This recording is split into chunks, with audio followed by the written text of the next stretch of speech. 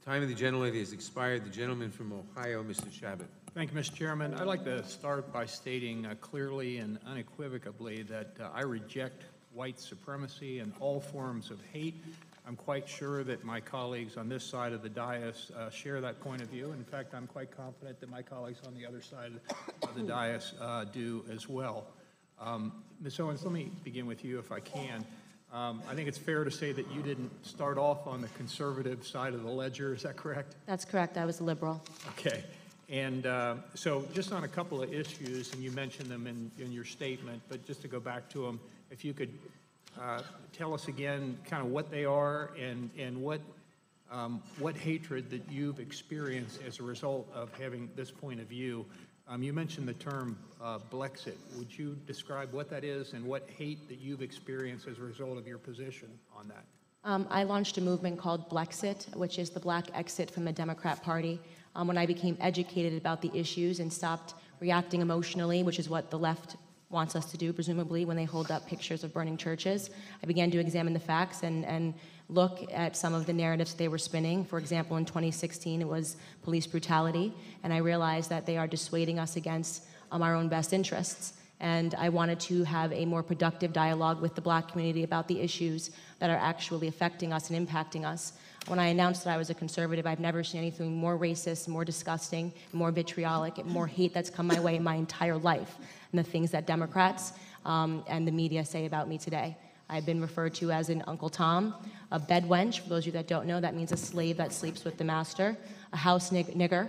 And these are all words that have been said over and over again about black conservatives when they have the audacity to think for themselves and become educated about our history and the myth of things like the Southern switch and the Southern strategy, which never happened. You mentioned, I think, on, well, let me ask you this. I think you did, on the life issue. You're pro-life, is that accurate? And that's correct, and I started off pro-choice. And what sort of hatred, if any, of you experienced or do you get? Well, that hate tends to come majority from Caucasian Democrats. When I start telling the truth about the fact that the community that is the most impacted by abortion is the black community.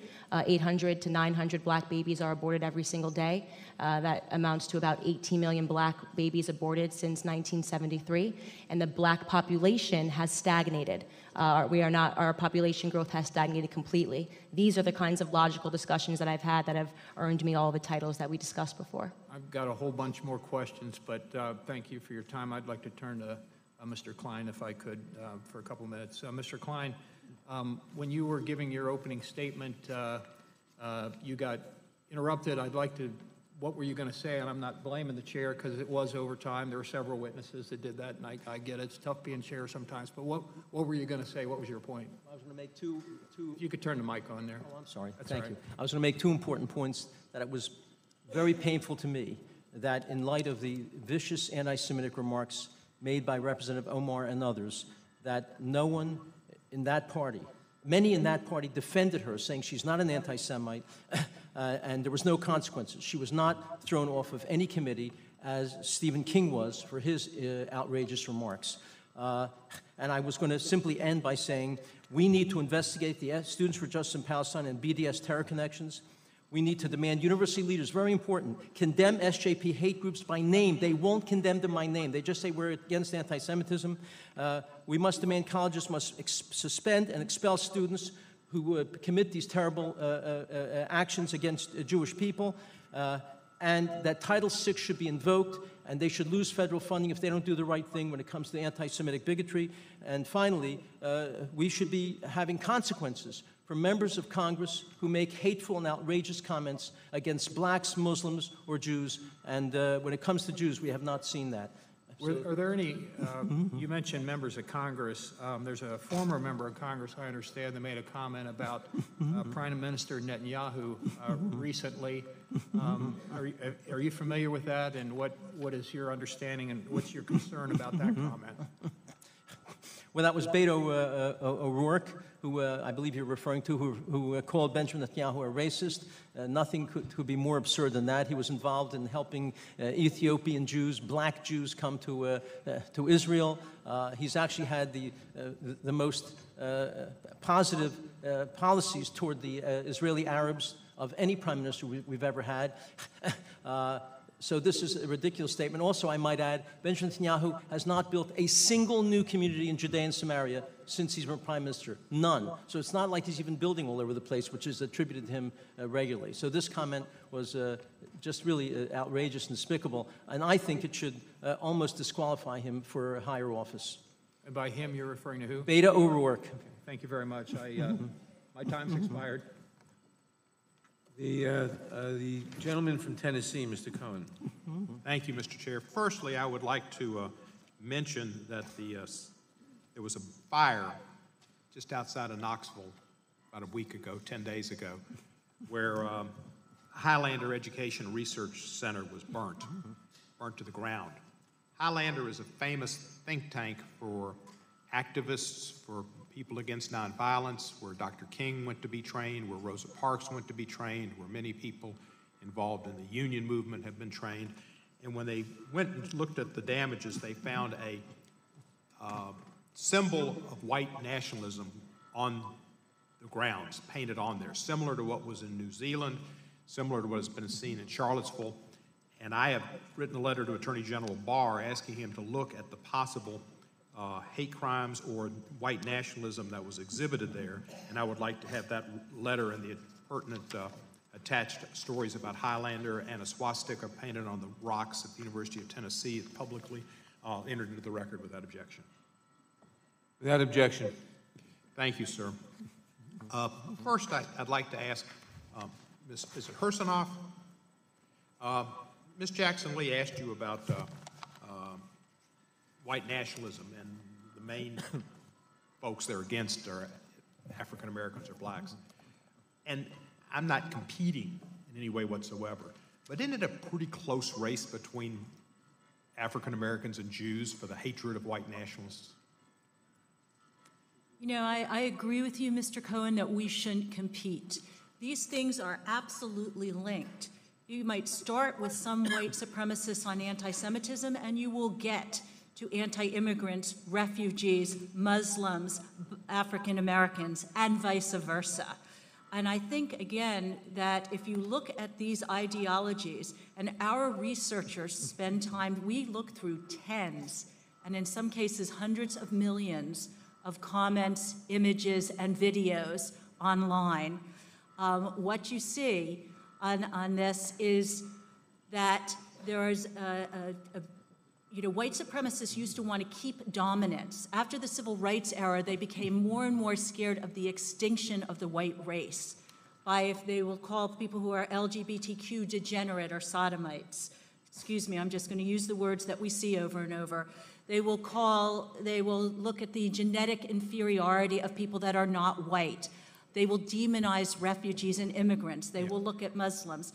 And they say again and again, who are the ones that orchestrate this? They are the Jews. That is what Bowers, the Pittsburgh shooter, came in. He said, I don't want these hordes of immigrants and refugees. It's the Jews that are doing it. All Jews must die, he shouted. Let me ask you about the Jews. I think it was Mr. Klein said something about Islam and how many some imams calling for certain actions, et cetera. Of all the crimes that you've looked into and studied, have there been any where Muslim terrorists have killed Jews? In the last 10 years, about 23% of the extremist murders domestically have been perpetrated by people who adhere to radical interpretations, radical and violent interpretations of Islam. However, the reason I understand we are having this particular panel, this particular hearing, is that what we're seeing in the last 3 years, in particular, is a resurgence where most of the crimes are from right-wing extremists. That's true, but let me ask my question. My time is limited. Do you have any record of people of the Muslim faith going and doing terrorist acts, killing Jews? Yes, and some years before. That is not. When? I believe that there was a group a few years ago, a gentleman a few years ago who went and killed people who were not Jewish, but he thought were Jewish in a house. Was that in Kansas City? The Missouri deal? That was the JCC. No, that wasn't a house. The recent JCC ones were actually a very troubled Jewish Israeli bomb threats. Let me say this, they're not many cases. You can't remember when it was or where it was. They're not many cases. There are not many cases in the U.S. recently, but there are Right, that's many, enough, many that's enough, cases. we're running out of time. If President Trump would have come out after Charlottesville and said, condemned neo-Nazism and Klansmen, do you think that would have helped in the atmosphere of white people standing up and saying white nationalism as being something bad? Absolutely. The bully platform has to be used to tamp this down and to call out where we are seeing extremism. My time's limited, and when you say the bully platform, you're not referring to Trump, you're talking like Teddy Roosevelt, the bully platform. I understand that. The gentleman, Mr. Potts, let me ask you a question.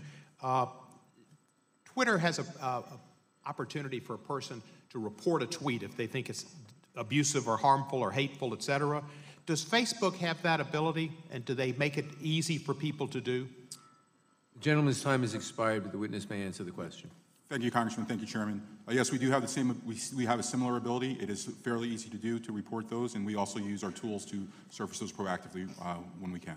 Thank you, and I yield back the remainder of my time. The remainder of the time.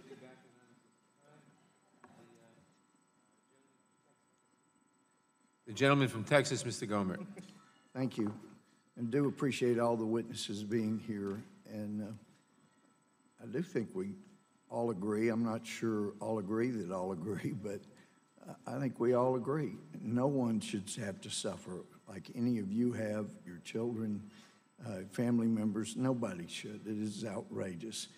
And in this effort of trying to bring people together, go back to the words of Abraham Lincoln, at least it's attributed, if you look for the bad in people expecting to find it, you most assuredly will. It's also true you look for the good in people, you're going to normally find something. I want to ask Mr. Klein, what are your thoughts about President Trump's remarks regarding the Charlottesville demonstration, where he's quoted as saying, you also had some very fine people on both sides? Well, I'm glad you asked that because the media has really completely distorted the truth of that episode. What he meant, and he said so when he said it, is that they're fine people who want to get rid of Robert E. Lee's statue, and they're fine people who are not haters, who believe for historical reasons they want to keep that statue. And he made that clear. And then in the same breath, Mr. Gomer, in the same breath, President Trump said, quote, I'm not talking about the neo-Nazis and the white nationalists when I say fine people, because they should be condemned totally. And yet the media has never made that clear, that he, in that statement, he condemned neo-Nazis and white nationalists. He did not mean that they were fine people. Quite the contrary. He's disgusted by those people. Thank you. And, you know, I look forward to the day when Martin Luther King Jr.'s dream is a reality, where we judge people by the content of their character, not the color of their skin. But I'm amazed how many times when there's an objection to something someone says, that if the person making the objectionable comment happens to be black or Jewish, then you're a racist or you're anti-Semite. And I've been amazed, Mr. Klein, the Anti-Defamation League has called you, as I understand, a Jewish person to be anti-Jewish. It's just interesting. I'll tell you what, Mr. Potts, and I certainly appreciate your noble service to our country. Facebook owns Instagram, correct?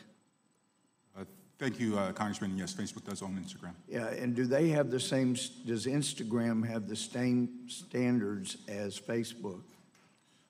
For the most part, we apply our community standards across Instagram, too. There are certain things where there are differences, but for the most part, the community standards apply as well. Well, I'm told that I can have this screenshot at the back. Report as violence or threat of violence, and it talks about photos, videos of extreme graphic nature. And there's a second screenshot, if I can see that.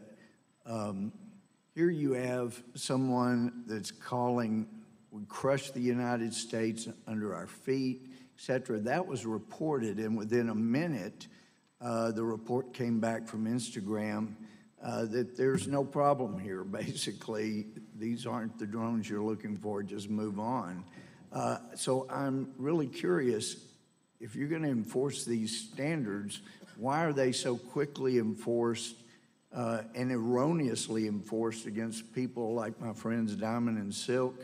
That I asked them recently when I saw them, are you still having trouble with Facebook? And they said, now, anytime we say something nice about Donald Trump, we spend forever just trying to prove that we're not a Russian robot, and that they send us through all kinds of things just to keep using the service. And here you have people that, as a result of their misunderstanding of their own religion, they want to crush the United States. They think of us as the big Satan, Israel as the little Satan. And I would just encourage you to take a look at that and why someone who wants to destroy the United States and kill everyone in this room gets a pass when others don't. So I would welcome any explanation you can find for that. Thank you, Congressman. I'm not familiar with that exact example. Well, I know it just happened. Happy to get that back to my team to make sure that we look and review that. Thank you. Any calls of violence that target people based off of their nationality, their ethnicity. Well, I know their it's the religion, way it's supposed to be. We would remove it. I just unfortunately am not familiar with that case, but that does go against our principles. Understand. My time's expired. Gentleman from Georgia, Mr. Johnson. Thank you, Mr. Chairman. Ms. Walden, many white nationalists have used misinformation propaganda to radicalize social media users. How is YouTube working to stop the spread of far-right conspiracies intent on skewing users' perceptions of fact and fiction? Congressman, thank you for the question. Most recently, we have made updates to our recommendation algorithm so that content that's on the borderline is not pushed out through our recommendation system. So content that violates our guidelines, our hate speech guidelines, which prohibit anything that promotes and incites violence against individuals or groups, or promotes hatred against individuals or groups based on their characteristics, including race, gender, ethnicity, religion. All of that content is a violative of our community guidelines. But content that's on the border is content that we no longer include in our recommendation algorithm, and it can also be demonetized and comments are disabled, et cetera. So we do our best to ensure that content that is on the border isn't fully distributed across the platform. All right, thank you. And Mr. Potts, while Facebook has worked to stop the spread of the New Zealand video on its platform, 3 days later, the video was still spreading freely on WhatsApp, Facebook's encrypted messaging service. By design, WhatsApp does not have a way of tracking or preventing the spread of videos like the New Zealand video. What's Facebook doing to fix this issue and prevent WhatsApp from being used to spread hate speech? Thank you, Congressman. As you mentioned, on Facebook and on Instagram, we took immediate action towards that video. Once we were made aware, we were able to remove the video within 10 minutes, and we were able to leverage our artificial intelligence by uploading the video, producing the digital fingerprint, as Ms. Walden explained earlier, to prevent an additional 1.5 million uploads. We actually prevented 1.2 million, and were able to find 300,000 additional uploads of that video within the first 24 hours, and had a very forceful and swift response. One of the issues in this case was that there were many variants of that video, but we continue to improve the database, improve our artificial intelligence to surface those and have them removed, in many cases blocked. To your question about WhatsApp, WhatsApp has its own policies that go towards content. They are committed to working with law enforcement, and they do often. Thank you, Mr. Potts. Also, bots are used to manipulate and amplify speech on social media platforms, including conspiracy theories and hate-based information. How is Facebook working to mitigate the power of the bots that amplify misinformation campaigns and promote them to trending on its platform? Thank you again, Congressman. At Facebook, when we talk about bots, we talk about inauthentic behavior. We've recently passed what we call our coordinated inauthentic behavior policy to get at the root of the cause, which are networks of fake accounts or networks of inauthentic people working in concert to hide who they are, what they're doing, and what their intentions are. Over the course of the last year, we've taken down multiple networks, well into the double digits now, ranging globally throughout the world, some with fiscal motives, some with other motives, and we're continuing to invest in that work, and it will be a priority going forward. All right, thank you. Dr. Abu Salha, my deepest condolences to you on the loss of your 3 children. Thank you, sir. Does Islam teach Muslims to hate Jewish people? Absolutely not, sir. The mainstream Islam, and I am a practicing Muslim, prohibits hating anybody based on religion or ethnicity or faith or nationality. Actually, in the Quran, it says that killing any human being is akin to killing humanity, and reviving a soul is akin to reviving humanity. I have to tell you that in the Middle East, where I come from, Muslims, Christians, and Jews lived peacefully together for centuries and centuries, only interrupted by politics at times or invasions and division. What you hear on the media is sometimes radical Muslims, and we in America, our mosques are growing and evolving to where we have a process of choosing and electing our board members of the mosques, and we have policy to keep radicalism outside of our mosque in our country too. Thank you. I'll note the tender way in which both Ms. Patterson and Ms. Hershevov touched you as you were sharing your pain about the loss of your 3 children. And my heart goes out to our nation for the pain that it has collectively due to just rampant violence based on hate. And Yes, with sir. that, I yield back. May I add one line only, is that after the tragedy, the funeral was about 6,000 people of black, white, Jewish, Christian, non-denominational, even the atheist community denounced the crime. So it was a scene that was American, actually. Thank you.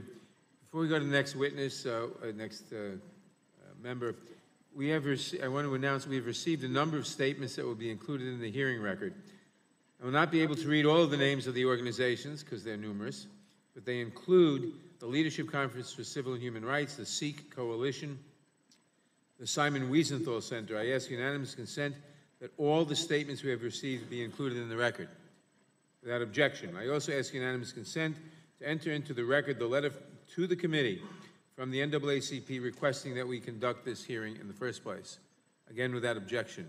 The gentleman from Colorado, Mr. Buck, is recognized. Thank you, Mr. Chairman. Ms. Owens, I'm going to direct these questions to you, if I may. I don't know that you've seen this, but it's a memorandum that the majority Democrats prepare for the committee members. And in this memorandum, they go through the various witness names and organizations that they represent, the Anti-Defamation League, Legal Justice Society, the Lawyers Committee for Civil Rights Under Law, and then we get to you. Oh my goodness. Candace Owens, Director of Communications at the Conservative. Nobody else is described as progressive or liberal, but you are described as a conservative advocacy group, Turning Point USA, and a conservative commentator and political activist known for her criticism of Black Lives Matter and the Democrat Party. I think you've caused my friends on the left to go to their safe spaces, and I'd love to explore with you a little bit of the reason for that. Do you consider yourself a conservative? I am a conservative, yes. Okay. Are you pro-life? I am pro-life. Okay. Does that trigger people when you see them, that they know that you're pro-life? It makes them very upset, and Democrats hate me. Do you own a gun? Pardon? Do you own a gun? No, sir. When next time you come to Colorado, we'll take you shooting. Are you a Christian? Yes, I am. Are you proud of your family? I'm very proud of my family. Okay. Let me ask you something. Do you hate Americans with black skin color? Absolutely not. I actually love Americans with black skin color so much that I'm willing to fall on the sword 1,000 times for them to wake up and realize that we are being lied to, abused, and used by the Democrat Party. How about Americans with white skin color? Do you hate them? I do not, and that's a problem for people on the left. Do you hate Hispanics? I do not. Do you hate Asians? I do not. Do you hate lesbians or gays or anybody from the LGBTQ community? Nope, I've got all of that in my family. I'm baffled because in the chairman's opening statement, he said that you openly associate with purveyors of hate. Yes, purveyors of hate, by his definition, is anybody that supports the president.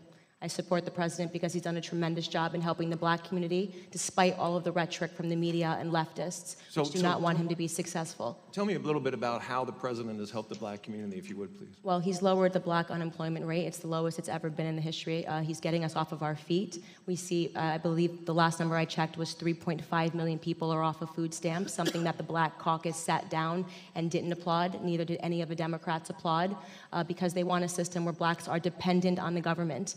They are the people that put in place the policies that broke down the black family, and the biggest problem that's facing our community is father absence. In every room that I've been in with the president, he talks about real issues, and he doesn't pander to us. He doesn't do Alexandria Ocasio-Cortez's Southern drawl accent and speaking to us like we're slaves. He asks us important questions, and the most important question he could have asked was, Black America, what do you have to lose? Because we were already losing under Democrat leadership.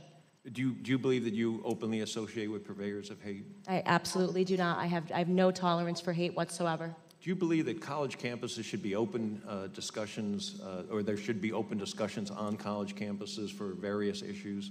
I absolutely do. You know, I do a campus tour. Tonight I'm flying up to the University of Connecticut to continue that, and we are being met with aggressive leftist groups. 3 Antifa chapters have declared they're going to try to shut it down, and we face this violence every day on the left, and nobody ever wants to talk about it. And I guess what I was going to ask you, you went on to explain it before I got a chance to, but have you ever been disinvited from speech opportunities at college campuses because of your conservative views? All the time. Is that a form of hatred, do you think? Of course it is, and we're not talking enough about political hatred in this country. We're not talking enough about conservative activists being attacked, like myself. We had a student whose dorm was set on fire for being a member of the Turning Point chapter, and all we preach is for free markets and capitalism as a means to lift the most people out of poverty. That is my belief, and of course, my main thesis is that black people do not have to be Democrats, and we are not owned by the left, and I understand that causes some people trouble. So, as a conservative, you've attended many conservative events and visited with many conservatives. And I am not denying for a moment that there are white supremacists and we should condemn white supremacists, that there are Nazis and we should condemn Nazis, that there are hateful groups all across the political spectrum and we should condemn those. But in your interactions with conservatives, have you seen hateful speech, bigotry, racism among the conservatives that you've associated with? I speak in front of conservatives probably 3 times a week. I jump on a stage and I say everything pro-black, and they are so supportive and they applaud. All they want is for black Americans to realize that they are Americans first and foremost. Conservatives are patriots. The president is a patriot, and I'm a patriot, and there is no skin color in patriotism. Thank God we have you. Thank you very much for being here. Thank you. Thank you. The gentlelady from California, Ms. Bass. Thank you very much, Mr. Chair. And I want to thank all the witnesses that are here today. Dr. Abu Salka, if I pronounced your name correctly, I offer you my condolences along with everyone else and sadly know your pain. Thank you. I wanted to know if after the tragedy, and you've been outspoken, if you have received any threats or harassment experiences of people harassing you for speaking out as a Muslim. I personally did not. I did read an email last night that warned me of coming here and testify. But after the tragedy, there was a tweet that said 3 down, 1.6 billion to go. There was another tweet that said Craig Hicks should be given the Medal of Honor and released from custody. Thank you. I'm very sorry to hear that. It's just a helicopter. Ms. Patterson, you mentioned that you had some specific recommendations for us in terms of regarding white supremacy, and I wanted to know if you could give us a couple of examples of your recommendations. Moment. We would like a national commission to be formed to study all forms of white supremacy. We think there should be a joint law enforcement civilian task force to study white nationalism and to outline an organized counterinsurgency strategy. We don't like the notion of the lone wolf narrative. We think there's an organized white nationalist group around the world that is being connected. We want to study the role, and I'm glad you all have brought Facebook and Google here, to study the role social media has played in enabling this threat. We need to develop a clearinghouse for data collection, reporting, and analysis on white nationalism. We need to fortify the 15th Amendment so that there's more voting on the part of disenfranchised groups. We think there should be humane immigration policy. One thing I think we need to talk about is that right now there are Latino children in cages. We think this is a definite manifestation of white supremacy and white nationalism. Thank you very much. I think one of the first steps in addressing white supremacy, though, is really acknowledging the seriousness and the fact that it exists at all. Before our last election, we had 4 acts of domestic terrorism the week or two before, and they were not called that. From the man who had the bombs that fortunately didn't go off, the individual that was in search of African Americans to kill in Kentucky. He tried to enter a church and he couldn't, and so he killed 2 random black folks. The horrible massacre at the synagogue, and then the shooting several days later at a yoga studio where someone was looking for specifically women of color. But in that, we have the FBI that is very concerned about black identity extremists. And I just wondered, Ms. Clark, if you could tell me of examples, how many acts of domestic terrorism were carried out by African Americans in the last few years? Well, it is our view that this black identity extremist designation is false. This was something created by the FBI's domestic terrorism analyst units to essentially target black activists today who are focused on issues like promoting police accountability. We don't see any evidence that black civil rights activists pose a threat to our democracy today. Do you know of anyone? I know that there was a case in Texas where there was a young man who was arrested and incarcerated for a while, supposedly for being a black identity extremist. Do you know of any other cases like that? I'm not familiar with other cases, but I will say that we have a pending Freedom of Information Act request that we sent to the FBI several months ago, and just a few days ago we received mere acknowledgement of our request. We think it's time for us to shine a light on what's happening at the FBI. It's time for us to get more information about the scope of their activities, who they're investigating, but most importantly, it's important that we find out why they're diverting resources away from the real threat that drives the purpose of this hearing today, white supremacy and white nationalism. Thank you very much. I just wanted to also acknowledge when there was a threat by the threats that were made, President Trump was asked about whether he sees white nationalism as a rising threat around the world today. He responded that he does not, but that, quote, it's a small group of people that have very, very serious problems. And I believe the woman from the Anti-Defamation League, when you talked about the incidences of white supremacist terrorist acts in the United States, what was the percentage that has risen? Over the last 10 years, it was 54%, over half. Last year, it was 78% of extremist murders were by white supremacists. It's unfortunate that the president considers that insignificant, and it's also unfortunate that after all of these acts, whether they've taken place in the United States or around the world, that he cannot bring himself to have a full-throated denunciation of white supremacy. Thank you. Thank the gentlelady. Before we go to the next witness, I want to read 2 paragraphs from a Washington Post story that was just posted online. A congressional hearing to explore the spread of white nationalism on social media, meaning this hearing, quickly served to illustrate the problem Silicon Valley faces after anonymous users on YouTube began posting vitriolic attacks that targeted others on the basis of race and religion.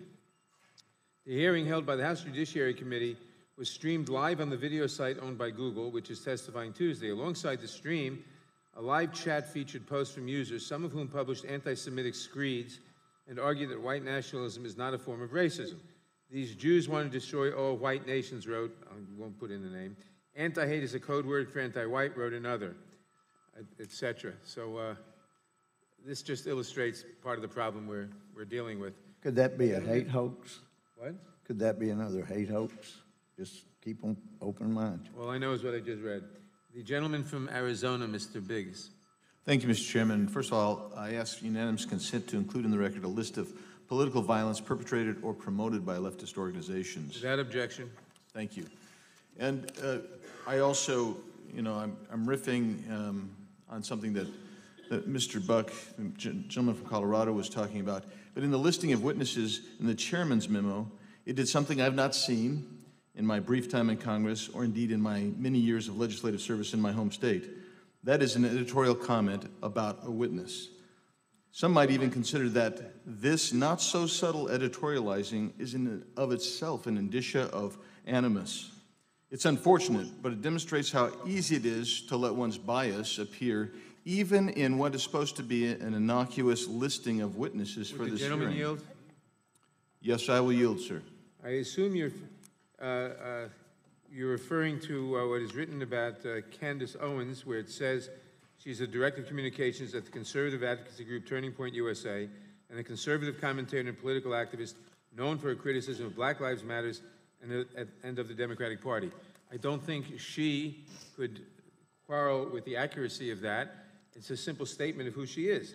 Reclaiming my time. What I will say about this is you never, ever see anybody characterized in any other list of witnesses. This is the first time I've ever seen that, other than the stating what they represent or the group that they are from. This is seemingly anyway, going beyond the bounds of what is the norm. That is an indication to me of how easy it is to demonstrate animus. And so it means, for a logical question of Ms. Owens, which she's already addressed to some respect, is, as you talk, Ms. Owens, and you go to universities, like I'm going to UConn tonight, do you receive hate speech directed at you?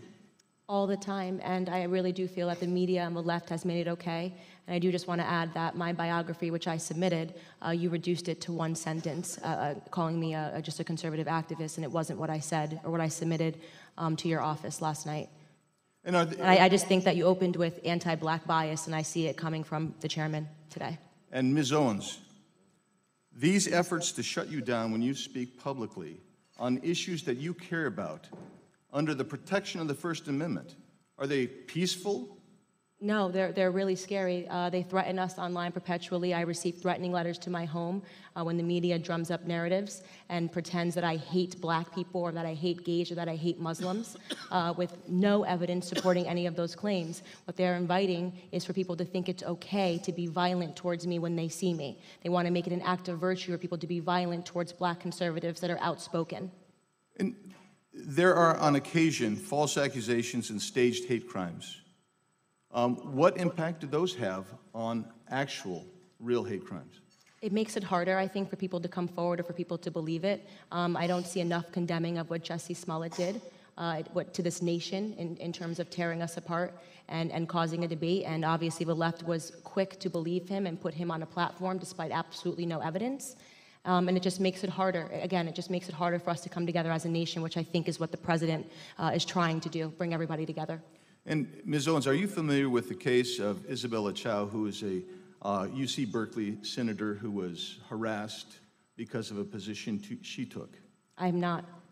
Well, Ms. Chow took a position of basically abstaining from a vote due to religious concerns and was harassed out of her position, and she was hate speech galore, all arising and going forward. So it isn't that there isn't hate speech. It's that we need to condemn all hate speage. That's correct. I definitely agree. We need to condemn all hate speech. There's only one type of hate speech like that they like to talk about and give a platform to. There is a double standard in this country, and that double standard, I think, is being felt the most by Black conservatives, the Jewish community, and Christians. And so, Mr. Klein, thank you, Ms. Owens. Mr. Klein, you remember the chairman agreeing to give you an extra 30 seconds because of the interruption that you experienced during your opening statement. And then do you remember being gavelled down by the chairman once you began speaking of the anti-Semitic remarks by a member of Congress? And we've just timed this. You only got 12 seconds. I have 30 seconds left, and so I'm going to give you those 30 seconds that you were promised and were denied. Well, I am deeply pained that after a congresswoman from Minnesota called Israel evil, hypnotized the world, Israel's an apartheid state, Jews use their money to promote what they want out of Congress, that this woman was defended by leaders of her party, defended by at least 3 members of her party who are running for president, with no consequence. She should have been removed from all of her committees, just the way Stephen King was, for this unbelievable outburst of hatred toward Jewish people. In fact, there's actually a member of this very committee who publicly called Jews termites of this committee, and there was no consequence to that outrageous statement. So this is really frightening to me, especially as a child of Holocaust survivors. If there's not consequence to this type of hate speech against Jews, you're only going to get more of it. We're only going to embolden people to continue this, and ultimately, hate speech turns into physical violence. That's been true throughout Jewish history, and that really frightens me. The time of the gentleman has expired. The gentleman from Florida, Mr. Deitch.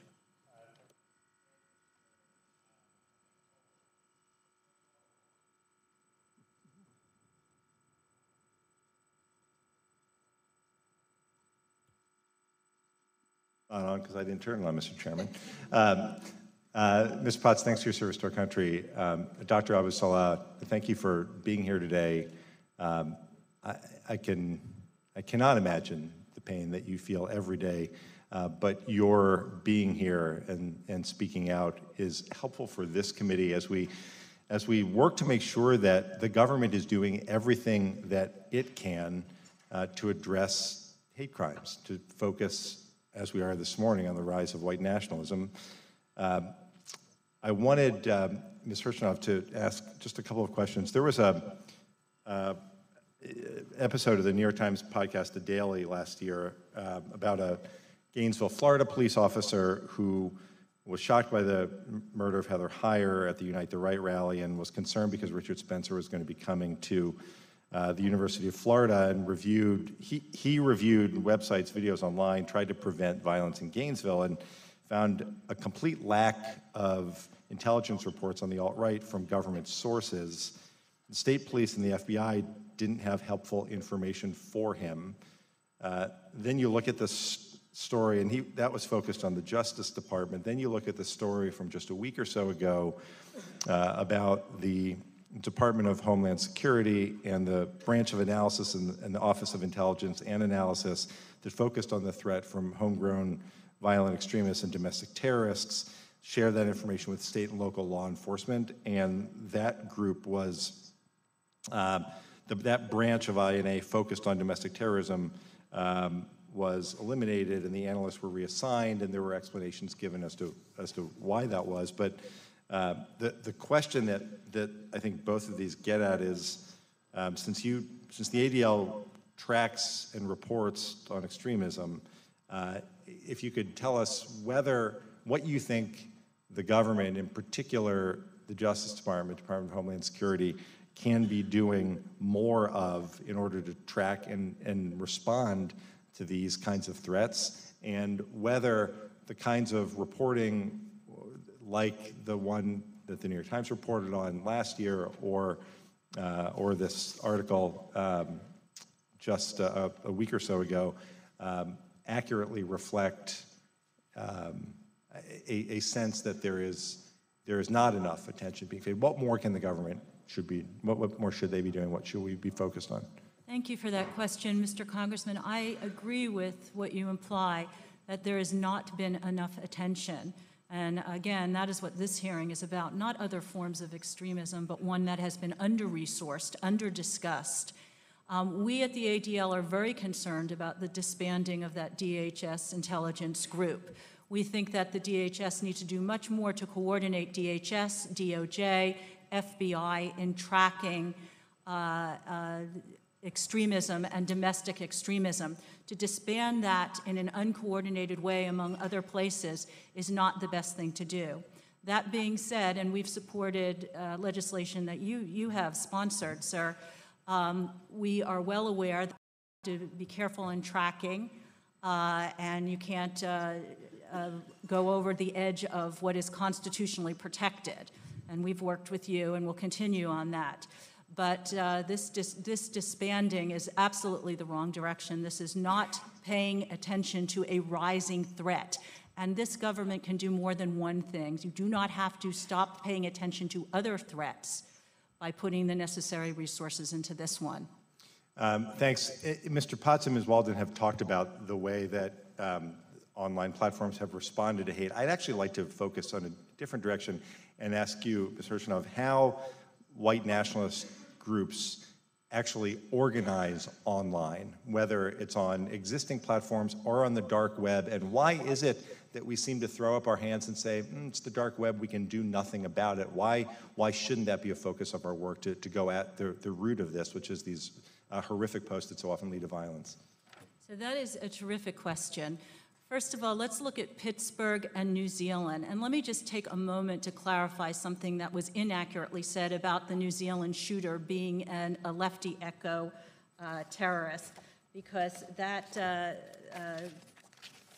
the New Zealand shooter had ties to the alt-right and identitarianism. His manifesto raged against immigration and white genocide. He said, quote, "We must crush immigration and deport those invaders already living on our soil. It's not a matter of our prosperity, but the survival of our people." And his weapons and gear were full with white supremacist images. So apologies for saying that. In terms of what we can do, we see places, some of the smaller websites that radicalize. What these do, what so many of these white extremists are lone wolves.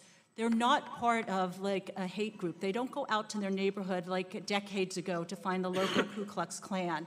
They find communities, they find materials. That is their community, that is the group, that is who they signal to, they recruit, they radicalize, they reach them.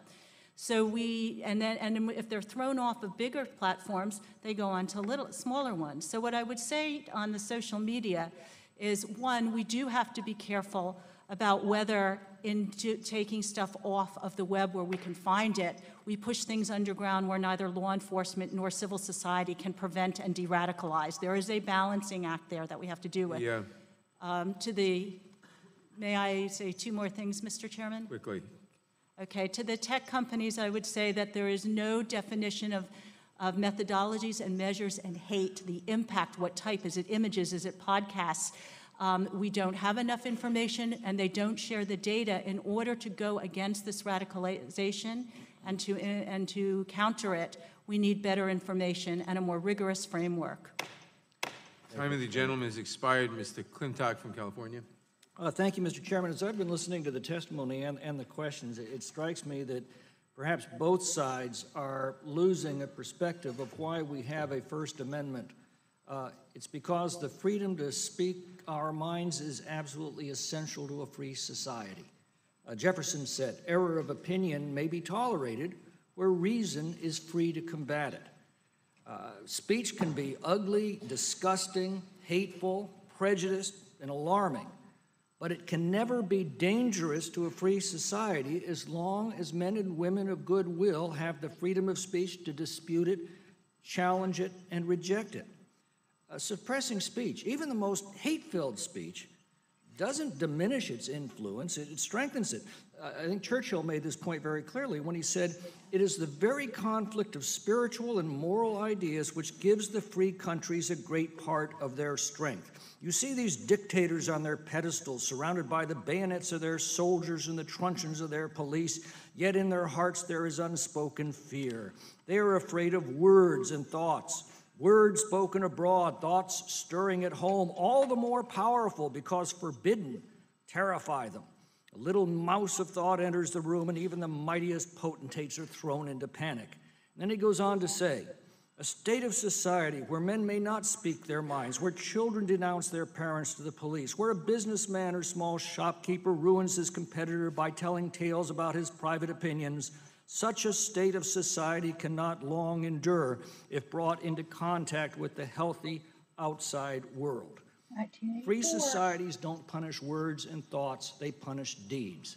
And the reason for that is because words and thoughts can be countered by words and thoughts. That's why we have a First Amendment. And what we're seeing across the world today is that it is a very slippery slope between banning hate speech and banning speech we just hate. We've seen many examples, even in our own country recently, of legitimate speech being suppressed on college campuses, on social media platforms, and even in public discourse. You know, if there's an ideology that we don't like, the weakest thing that we can do is try to forbid it or suppress it. The strongest thing we can do is to use our own freedom of speech to confront it and defeat it on its merits. If we allow our society to become one where men and women may not speak their minds, as Churchill said, we'll have lost the very quality that he said gives free countries a great part of their strength. As Churchill said, these ideologies cannot long endure if brought into contact with the healthy outside world, but that in turn requires unrestricted freedom of speech, precisely the freedom that's protected by our First Amendment. Now, we've made very limited exceptions when speech becomes explicit incitement to do violence or to falsely defame an individual's reputation, but even in the case of defamation, the truth is always an absolute defense. What we're hearing now is something fundamentally different. It's to set up government or corporate officials to decide what speech is acceptable and what is not. And that is a very dangerous power that can quickly be abused. Today, a great deal of public discourse is conducted on social media. Major platforms like Google and Facebook that are here today, we've granted them legal immunity from the content of their platforms under the assumption that they're merely providing a public square and that those who use it should be held accountable for their own statements. This is appropriate as long as these platforms are not practicing any form of censorship or favoritism, other than, of course, censoring explicit incitement to violence. We're discovering, however, that they're indeed practicing censorship and political favoritism.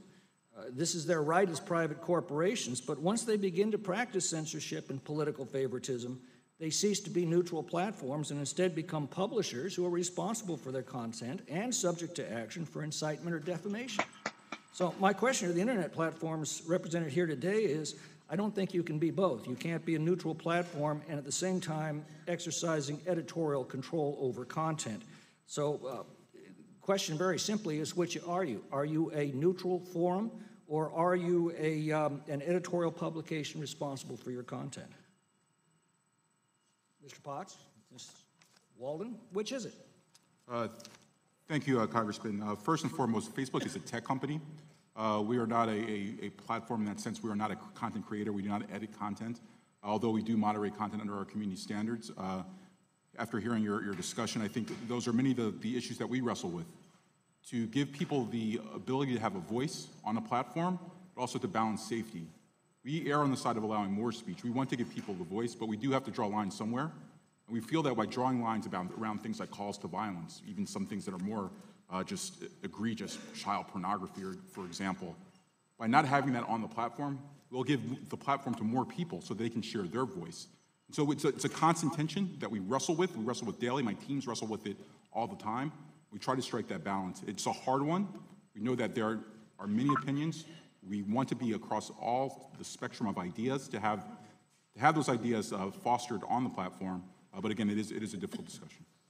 The concern is some... The gentleman has expired. Ms. Walden may answer the question, too. YouTube is a place where we want anyone to come and share their ideas, diverse opinions about their politics, things that are even controversial or offensive.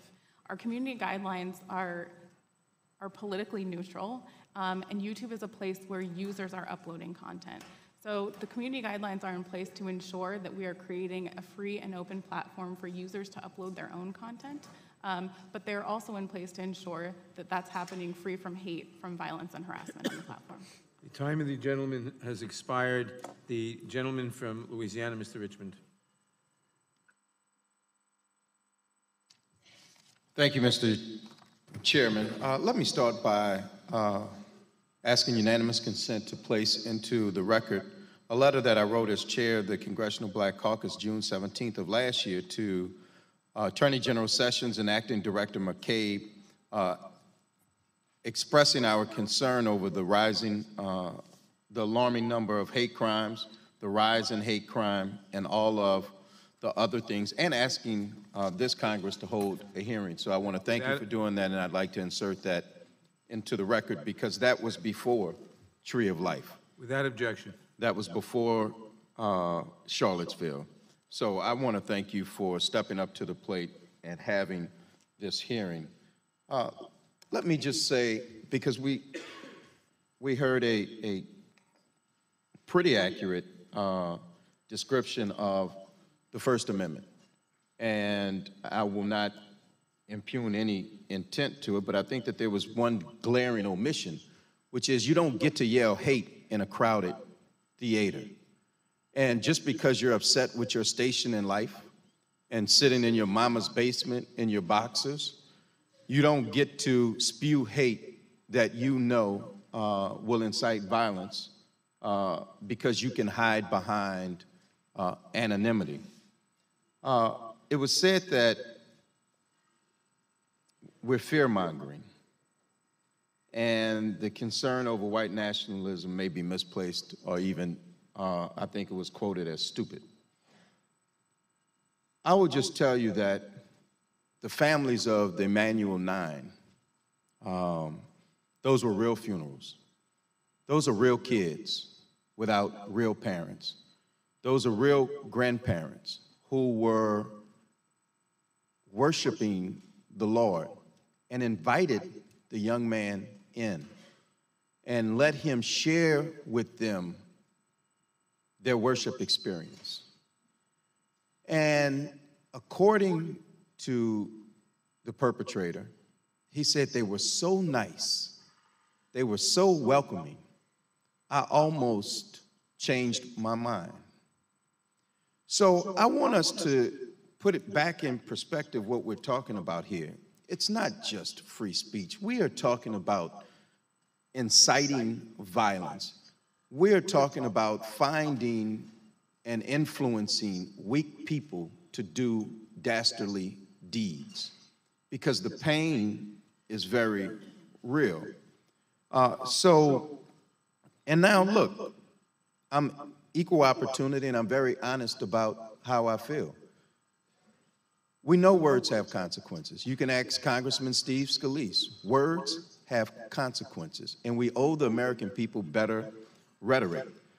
But my fear is that we can't have 1600 Pennsylvania giving harbor and empowering people to feel that way. So with that, since we have a White House that is actually probably giving safe harbor and condoning it, let me ask the tech companies, because you all did say that you will inform law enforcement when you find bad users. Do you talk to each other at all?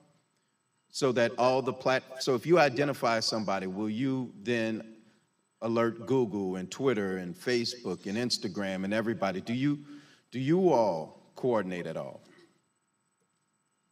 Thank you, Congressman. I'll start, Ms. Walden.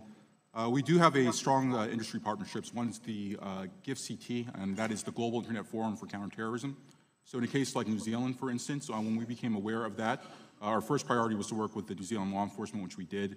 We sent some of our trust and safety officials on the ground to be a resource for law enforcement.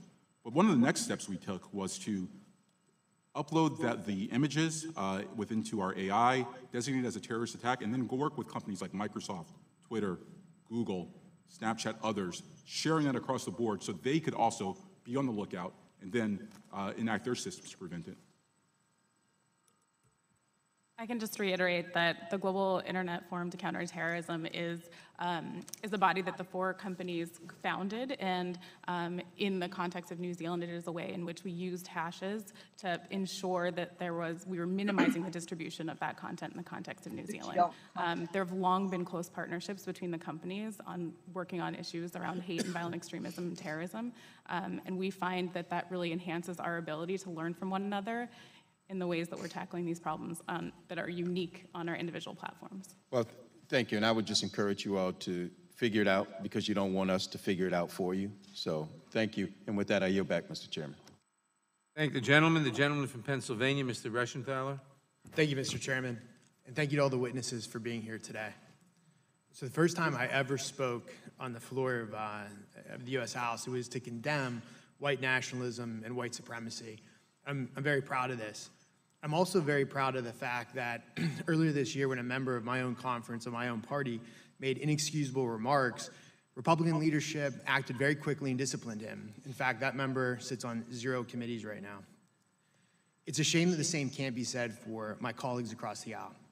They continue to stand by and accept anti-Semitic remarks from a member of their own party. They couldn't even unite around a simple resolution to condemn anti-Semitism without watering it down. Last year, 11 Jewish worshipers were killed and 6 others were wounded at the Tree of Life Synagogue, which is just outside my district in Pittsburgh, Pennsylvania. The day after that cowardly act, I stood in solidarity with Americans of all religions, of all races, of all ethnicities at a vigil to honor the victims of that crime. We have to come together as a nation to stand up against hatred and bigotry in all forms, and all forms includes anti-Semitism. So, Mr. Klein, what do you think Congress can do to combat the rise of anti-Semitism? Well, one of the initial things I agree with you, Congressman, is there should be consequences to members of Congress who make repeated anti-Semitic remarks that are false, in addition to being insensitive. When there's no consequences, it only emboldens others to continue that. Also, when it comes to campuses where there's been constant verbal violence against Jews, there's been no consequences. The universities refuse to publicly name those people who have made these awful rallies and statements, and they've never dismissed them from school, expelled them. But by the way, when these types of episodes occur against blacks or gays or Muslims, they are expelled frequently. That's common, as they should be. I'm not opposed to that. So, and we should understand, we should really study why is it that 1/2 of the world's Muslims have anti-Semitic views. This is ADL's own survey. It's not my survey. Why are 1/3 of American Muslims have anti-Semitic views? Is it a coincidence that 2 of the 3 freshmen who have made anti-Semitic remarks happen to be of that faith? We should have a study about that. And President Sisi, a Muslim leader of Egypt, has said that we need a religious revolution, and imams must step up to the plate and start making it clear that Islam has got to stop interpreting the Quran in the way it does, which promotes hatred to all sorts of people, especially Jews. Thank you, Mr. Klein. You were speaking briefly about college campuses. I speak a lot at college campuses, and there's a lot of talk about boycott, divestment, and sanction, or the BDS movement. In your opinion, is this fueling the anti-Semitism on college campuses, and if so, to what extent? Yes, BDS is an anti-Semitic movement whose goal, its leaders say openly, is to destroy Israel, to boycott, divest, and sanction. Fortunately, University Presidents has not allowed anything to happen with that specifically, but resolutions are passed regularly on this. There's rallies about this, really demonizing Jewish people and demonizing the Jewish state of Israel. We really need strong federal laws that make it clear that American governmental bodies will not do business with any organization or company that supports BDS. They can say whatever they want. It's not a freedom of speech issue. They can condemn Israel and Jews, but the U.S. government will not do business with them. That's really what has to happen, because the ultimate goal of BDS is Israel's destruction. And these people, by the way, never condemned the Palestinian Authority. never condemn other outrageous entities that promote hatred. The Palestinian Authority pays Arabs to murder Jews. They name schools, streets, and sports teams after Jew killers. They incite hatred against Jews in their schools, in their media, in their sermons and speeches, and you never see these BDS people condemning this really vicious human rights abusing entity, making it clear this is all about Jews, it's all about anti-Semitism. Thank you for your responses. I yield back the remainder of my time. Thank the gentleman. The gentleman from Rhode Island, Mrs. Cicilline. Thank you, Mr. Chairman. Thank you to our witnesses for being here. There have been obviously a number of very high-profile acts of violence in the United States by white supremacists. The Tree of Life Synagogue in Pittsburgh, the Unite the Right rally in Charlottesville, the Mother Emanuel Church in Charleston, and the Sikh Temple in Oak Creek, Wisconsin. And so I thank the chairman for convening this hearing and regret that there are some on this panel who have tried to hijack this hearing and desecrate the lives lost to the hate crimes and violence of white supremacists by attempting to use this as an opportunity to promote a political position or a political party, and I think that is despicable and deeply regrettable. During the last 10 years, 76% of individuals killed by right-wing extremists were killed by white supremacists, making, as you say in your report, making white supremacy the most deadly type of extremist movement in the United States over the last 10 years. That is a fact, and we have to do something about it. And that's what this hearing is about. And so I want to begin with first the technology platforms, because I do think something that is different today is that the ability of white supremacists who are advocating violence and advocating and preaching hate have an ability to reach many more people because of the advent of technology. And so it seems to me, I would take it both you, Mr. Potts, and you, Ms. Hayden, agree that there's a rise in white supremacy activity in the United States. I think that's pretty clear, correct? You don't dispute that. Can you answer? You agree that white nationalism is enjoying a meaningful resurgence in the United States, based on the reporting from ADL and law enforcement? Yes, I'm aware of all the research. And there's no question that media companies play a role, not intentionally perhaps, but play a role in facilitating the spread of communications on behalf of white supremacists or on behalf of the white supremacy movement. That's something we're absolutely concerned about. That's why we have policies in place. And you both Facebook and Google, believe that you have a responsibility to curb or prevent or restrict as much as you can the spread of these kinds of attacks on your platforms, correct? Yes, Congressman. So let me ask specifically, you referenced, Mr. Potts, the creation of the Global Internet Forum to counter terrorism. I think both Facebook and Google are part of that effort. And at Facebook, you hired in 2016 a number of individuals to proactively examine and remove things from Facebook that were considered connected to terrorist groups.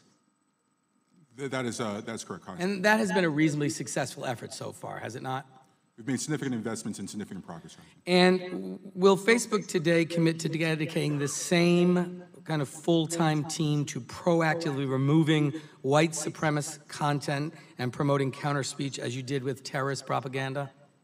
That's an easy commitment because we are doing it currently, Congressman. You have a global internet forum to combat white supremacy?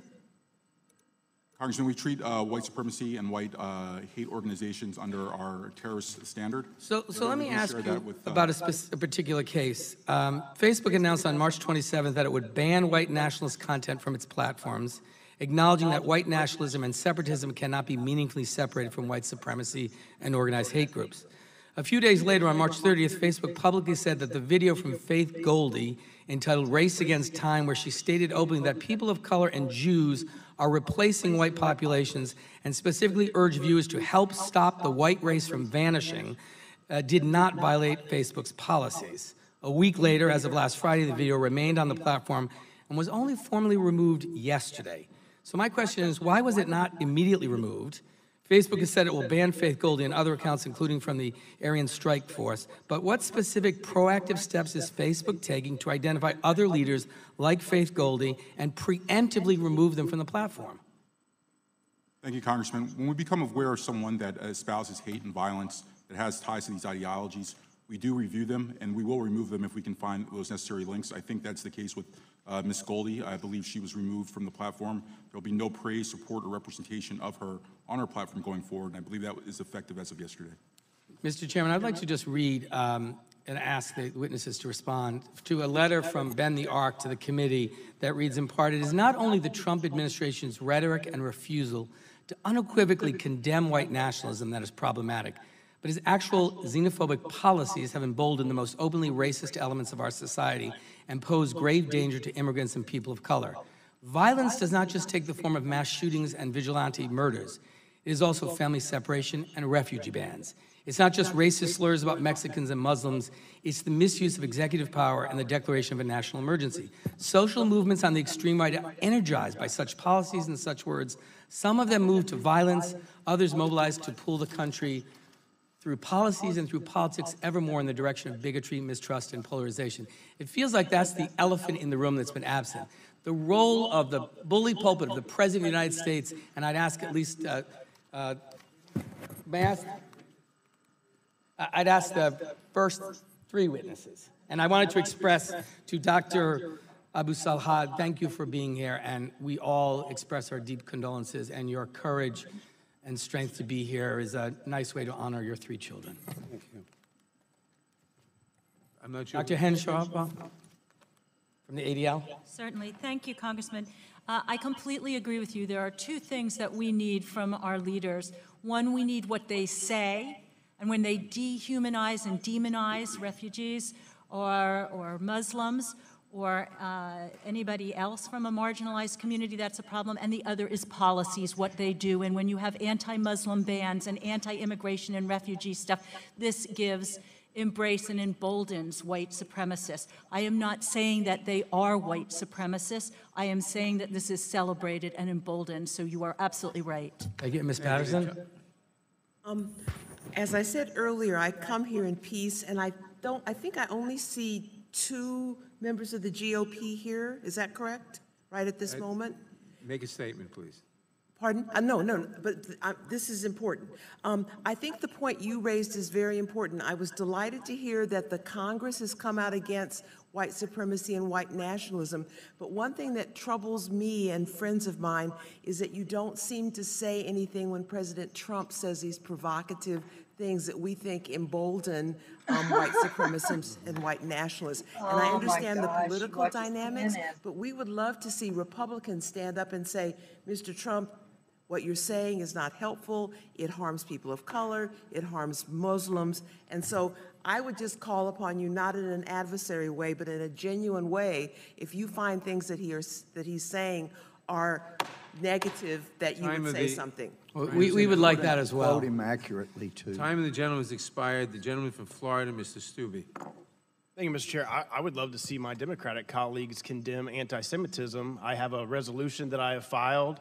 One of their own members of their own caucus have said very racist anti-Semitic remarks and have failed to directly address that. So to your point, I would love to see the other side of the aisle condemn one of their own for their own anti-Semitic remarks.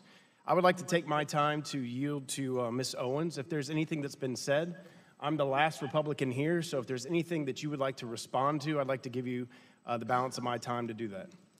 Yes, I actually wanted to respond to Congressman Cicilline because he was making references to me, and I thought that was a bit cowardly. He said he was dishonest when he said that the president refused to condemn white nationalism. Mr. Potts just literally gave the exact quote of the president doing just that. He does not want to accept the reality that the president has, under multiple occasions, condemned white supremacy and white nationalism, and the best condemnation of that is in the president helping the black community every single day with his policies. He also brought up family separation. This seems to only be an issue for illegals at the border, and nobody ever wants to talk about black babies being separated from the womb of black mothers. So if he actually cared about that, he would be embracing me. And lastly, he brought up the rhetoric of the president as in the same breath that he referred to me as despicable. I'm tired of hearing the left refer to people as despicable, as deplorable. We are Americans and we are patriots, and even if we disagree with you, name-calling should not be something that is done, especially in these chambers. Thank you, Mrs. Owens. Mr. Klein, is there anything that you would like to respond to that's been said? I will give you the remainder of my time.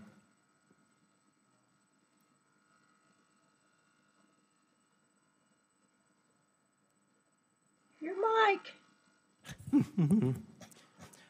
I'm really confused when the good doctor says that Islam does not teach hatred of Jews. There's no problems with that issue. When in fact, there's a dozen or more imams in states around the country who have publicly made sermons calling to murder Jews. This is a hadith that's related to the Quran, that's considered very holy. The leaders of the Muslim world from Al-Azhar University have made vile statements against Jewish people. And we really need to have Muslims step up and do what President Sisi says, and there has to be a reformation and a rethinking of the aspects of the Quran that promote hatred against Jews. That's why you have constant murder of Jews in Israel, despite the fact that Israel has offered a state to the Palestinian Authority 4 times in the last 20 years. So this is, to me, one of the most serious issues as to why are half the world's Muslims anti-Semitic, why are 75 to 95% of the Muslims in the Middle East anti-Semitic, why are 1/3 of Muslims in America anti-Semitic, which is 2 to 5 times the rate of anti-Semitism of any other group. This has to be explored, but people are afraid to because then they're called an Islamophobe. And this has nothing to do with Islamophobia. This has to do with the truth, with data that ADL themselves has put forth, surveys have put forth. Pew has also put forth similar data. Why is this an issue? We have to talk about this Muslim anti-Semitism because this is endangering Jews really in America and throughout the world. God forbid this will be translated into physical violence even greater than we're seeing today. Thank you, Mr. Klein. I will take the balance of my time to the gentleman from Texas. Thank my friend Ed. It is interesting that the first person and possibly the only American ever ordered killed by a U.S. president with a drone strike was Anwar al-Awlaki. The only reason he was a U.S. citizen is his parents came over on a visa and he was born and they took him back to Yemen, taught him to hate America. But he was working with the Bush administration and the Obama administration, and apparently, as an imam, he was encouraging terrorism that they didn't realize at the time, but apparently that justified killing an American citizen without a trial just through the drone strike. And I really appreciate the atmosphere here. And Ms. Patterson, you sound like somebody I would love to be listening to every day, all day. And I would just encourage you, you know, in the name of eliminating hate, it helps if you don't misquote or mischaracterize statements of the president. He never said asylum seekers are animals. He was talking about MS-13.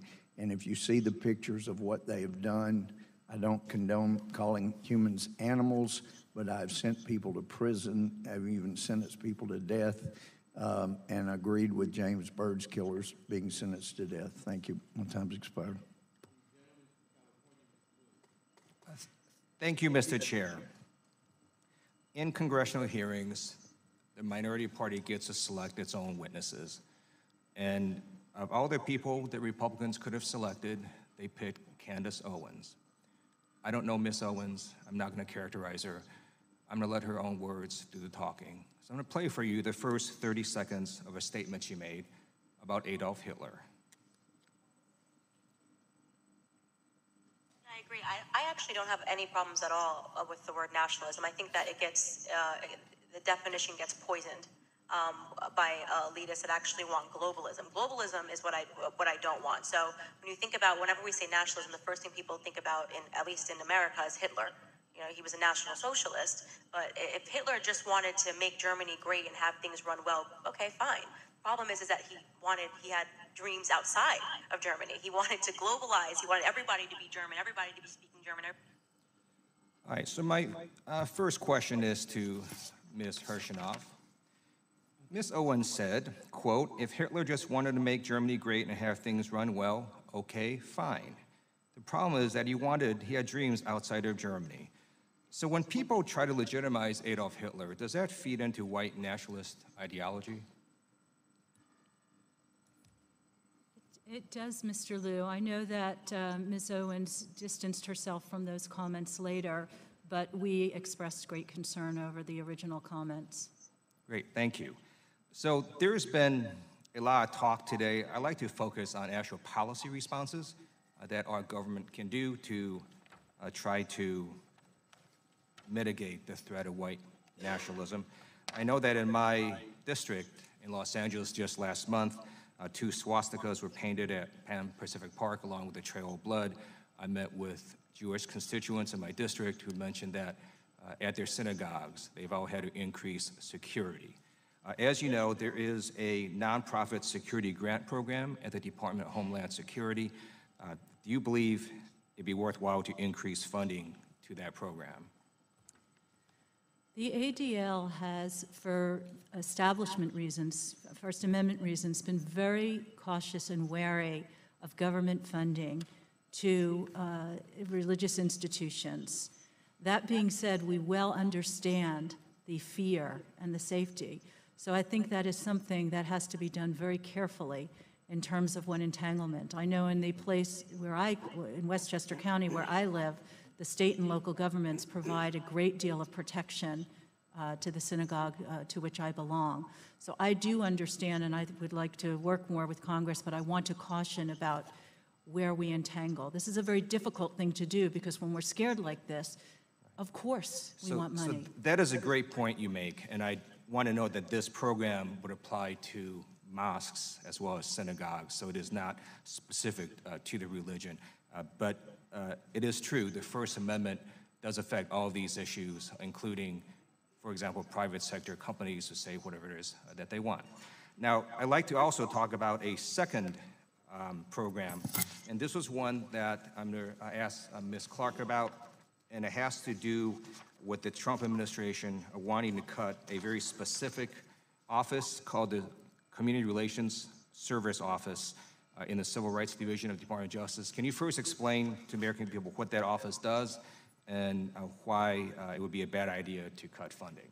The Community Relations Service Office is a very critical part of the Justice Department. They are considered the peacemakers. They are the ones who step into communities that are embroiled in the aftermath of a hate incident. They are the ones who you'd want to deploy out to Louisiana, to the parishes where the churches are burning right now. They're the ones that you'd want on the ground right after the Charlottesville hate rally. We are deeply concerned by proposals to cut funding to this office, to shift this office to another part of the agency. It's important that this agency's work be completely non-political, but the very subject matter of this hearing today underscores the urgency of maintaining this office that has been with us for decades. And in fact, one of the reasons this office has worked well is because people who go there and get interviewed, it is not a prosecutorial office, and does that make it easier for people to provide information? That's right. They are the peacemakers. They are the ones who go in and connect with communities that are suffering in the aftermath of a hate incident. They connect with victims of crimes and hate crimes and connect them with services. And most importantly, they're the ones who help to ensure that an incident doesn't escalate and lead to more tension. So we need this agency now more than ever. Thank you, and I yield back. Gentleman from North Dakota, Mr. Armstrong. Thank you, Mr. Chairman, and I would yield my time to Mr. Reschenthaler from Pennsylvania. Thank you. Ms. Owens, I'm sorry, we just started recording. Would you like time to respond to that? Yes, I think it's pretty apparent that Mr. Liu believes that black people are stupid and will not pursue the full clip in its entirety. He purposely presented an extracted clip. The witness will suspend for a moment. It is not proper to refer disparagingly or to a member of the committee. The witness will not do that again. Witness may continue. Sure, even though I was called despicable. Witness may not refer to a member of the committee as stupid. I didn't refer to him as stupid. That's not what I said. That's not what I said at all. You didn't listen to what I said. May I continue? Please. As I said, he is assuming that black people will not go pursue the full 2-hour clip. And he purposefully extracted, he cut off, and you didn't hear the question that was asked of me. He's trying to present as if I was launching a defense of Hitler in Germany, when in fact, the question that was asked of me was pertaining to whether or not I believed that Hitler was whether or not I believed in nationalism, and that nationalism was bad. And what I responded to was that I do not believe that we should be characterizing Hitler as a nationalist. He was a homicidal, psychopathic maniac that killed his own people. A nationalist would not kill their own people. That is exactly what I was referring to in the clip, and he purposely wanted to give you a cut-up similar to what they do to Donald Trump to create a different narrative. That was unbelievably dishonest, and he did not allow me to respond to it, which is worrisome and should tell you a lot about where people are today in terms of trying to drum up narratives. By the way, I would like to also add that I work for Prager University, which is run by an Orthodox Jew. Not a single Democrat showed up to the embassy opening in Jerusalem. I sat on a plane for 18 hours to make sure that I was there. I'm deeply offended by the insinuation of revealing that clip without the question that was asked of me. Thanks, Mrs. Owens, and I yield the remainder of my time. Gentleman yields back. The gentleman from Maryland, Mr. Raskin. Thank you very much, Mr. Chairman. I want to start by thanking you for calling this hearing today, and I want to thank my colleagues and the witnesses for engaging seriously with a serious problem. I'm proud also that I'm a member of the House of Representatives that adopted the most comprehensive and forceful denunciation of anti-Semitism in the history of the U.S. Congress on March 7th, 2019. One of our colleagues has repeated the talking point that somehow this was a watered-down resolution because we included other forms of racism and bigotry and hate violence. And I just want to take a second to dissent from that view. The white supremacists and nationalists that we're discussing today hate minorities of almost every particular color, religion, race, character, ethnicity. So how could it conceivably be an effective or comprehensive response to the problem that faces us today to pick out one form of bias and prejudice and to target simply that one? And speaking as a Jewish person, I feel very strongly that the effort to defend Jews against anti-Semitism is integrally linked to the effort to defend African Americans and Hispanics, members of the LGBT community, Muslims, and others against white nationalist, white supremacist, and racial violence. So far from watering the resolution down, we strengthened that resolution. We made it a powerful statement of the values of this institution. Now, Ms. Hershinoff, I want to come to you. In 2018, there were thousands of hate crimes across the country, and 50 people in America were murdered by domestic extremists, which marks a 30% increase over the prior year. 49 of the people murdered, or 98%, died at the hands of white nationalists and white supremacists and anti-government extremists, as you have described them.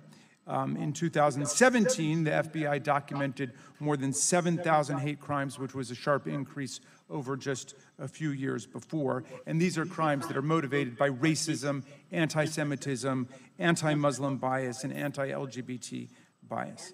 Now, the Anti-Defamation League is involved every single day in the struggle against hate crimes and hate violence. The administration, as I understand it, has made an 84% cut from a program called Combating Violent Extremism. The budget went from $21 million under the prior administration to $3 million in this administration, slashing the staff from 16 full-time employees to 8 or fewer. Will you tell us about the Combating Violent Extremism program and what this cut might mean? Thank you. What we need and what the ADL wants is preventing violent extremism. Now, I want to acknowledge that there have been criticisms from some of my colleagues in vulnerable communities that sometimes in the past that program profiled Muslims. And I want to say something. I want to take this moment to clarify from our experts who track violence from those who pervert the Muslim faith. There's absolutely anti-Semitism among them, as there is among all extremists. However, suggesting that this reflects the whole of the Muslim community is inaccurate and strikes fear and perpetuates conspiracies against all Muslims, which we've seen the results in real life. And you certainly would not want to ascribe extremist, racist, or terrorist views to particular religions. At that point, we're just headed towards religious warfare, right? So there needs to be much more, you're right, Mr. Raskin, much more in preventing violent extremism, in tracking and in interrupting that violence. But what I would say, the ADL actually believes that civil society groups like those that Ms. Patterson and others are, and academics and the academics institutions are better situated right now to look at the de-radicalization. Where is hate? How do we do it? Where's the prevalence? And how do we... Let me stop you there just because I want to get one question into Ms. Patterson. Right. I appreciate that. So one of the groups that lost money was called Life After Hate. They had a $400,000 grant that just got axed. We had a big rally against the white supremacists who came to Washington on the one-year anniversary of the Charlottesville murder of Heather Heyer. And we had people from this group, Life After Hate.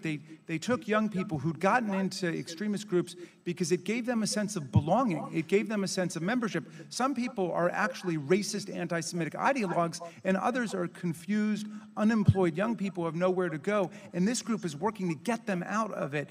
Life After Hate. And I wonder what you know about Life After Hate and other groups that are actually trying to get young people out of this dead end of white extremist activity. The gentleman's time has expired. The witness may answer the question. I've read very compelling stories from people who used to be skinheads and white supremacists who figured out this was wrong and they went a different way. And once again, I would say to all members of this committee, but particularly the Republicans, to say to the administrative branch of government, to the executive, please fund these programs. It's nice that you talk about your aversion to white supremacy, but we need some muscle behind it, these programs that you're talking about. I thank the gentleman, the gentlelady from Florida, Ms. Demings. Thank you so much, Mr. Chairman, and thank you to all of our witnesses here today. It is good. Certainly keeps me on my toes and keeps me very focused to hear all perspectives. I'm glad today to see my colleagues on the other side of the aisle and hear their great concern today about extremist and racist behavior, because these behaviors have existed in this country since 1619. And so, Ms. Patterson, thank you for taking us back to the beginning, where slaves, maybe we need to be reminded the world is watching, were tortured, beaten, raped, hung, children separated from their parents. We've seen that before. If that's not enough for you, I join my colleague, Mr. Gomer, in remembering a young man who was tied to the back of a truck and was dragged until his body was unrecognizable as a human being. I join you, Mr. Gomer, in remembering James Byrd. But if that's not enough for you, then let's remember a young student who was pistol whipped, tortured, beaten, and tied to a fence and left to die, in which he did. Today we remember a young man by the name of Matthew Shepard. Hateful rhetoric does have consequences, and Doctor, we do extend our deepest condolences to you regarding what happened to your family. One of my colleagues today said that nothing that white nationalists claim resonates with any of us here today. Well, if that be true, then you all would denounce hate at all times and not just wait until things are said that you don't like about a particular group, or wait until a time when it's politically advantageous. I do believe that in this country, we're better than that.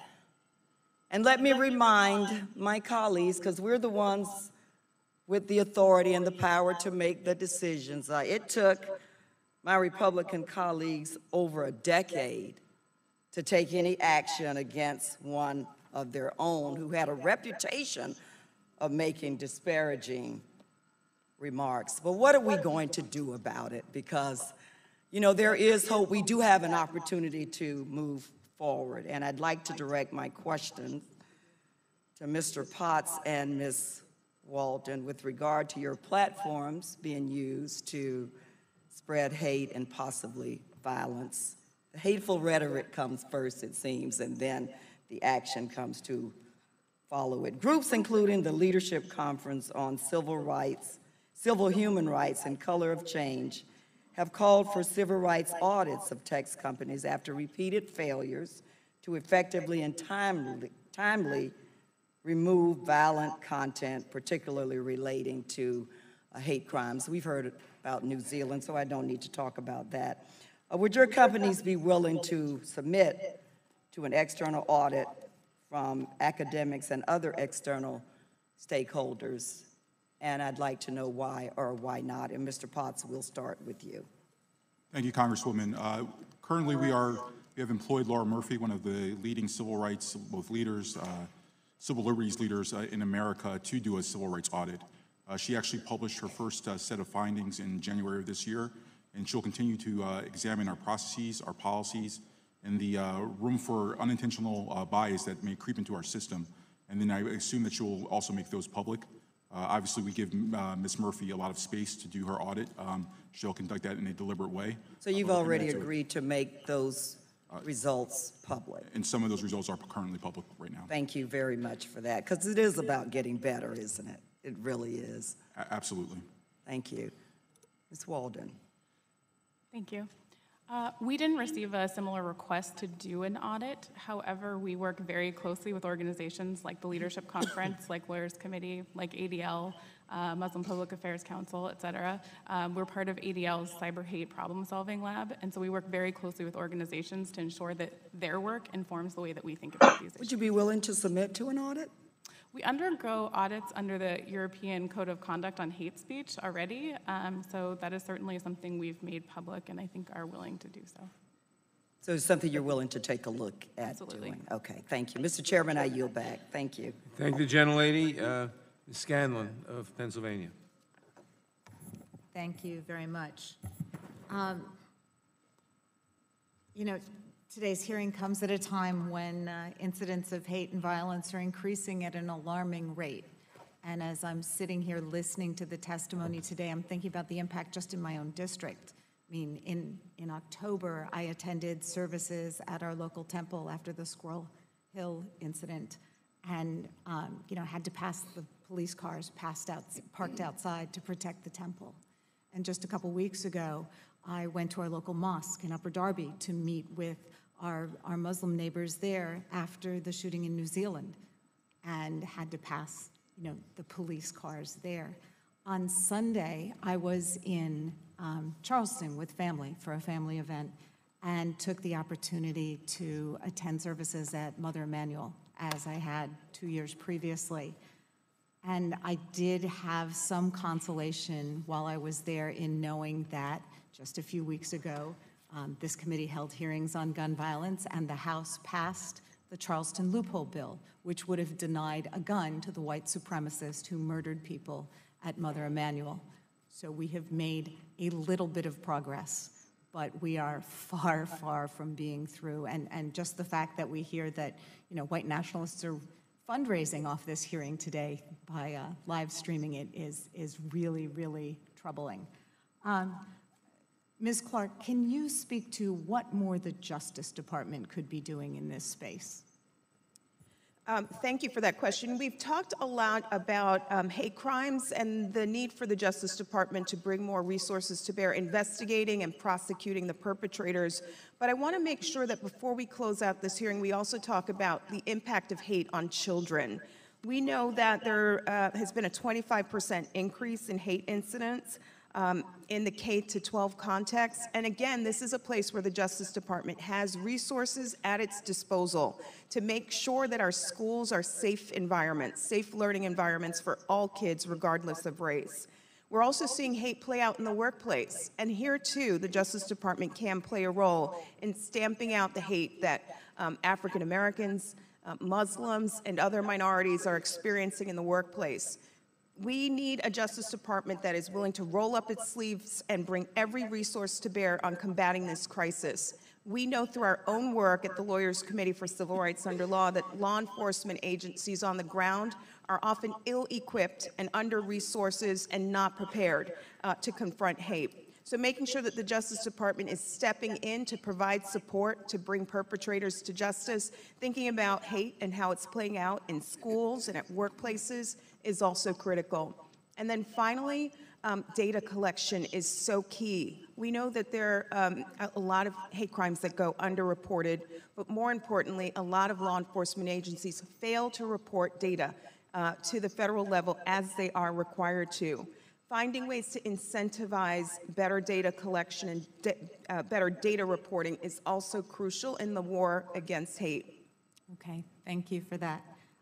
Ms. Arshinov, you know, we've seen a little bit of this even today where minority groups are being pitted against one another. And I don't want to let the white supremacists, you know, I don't want to do their work for them by pitting people against each other. So the ADL's been pretty vocal that there's no evidence that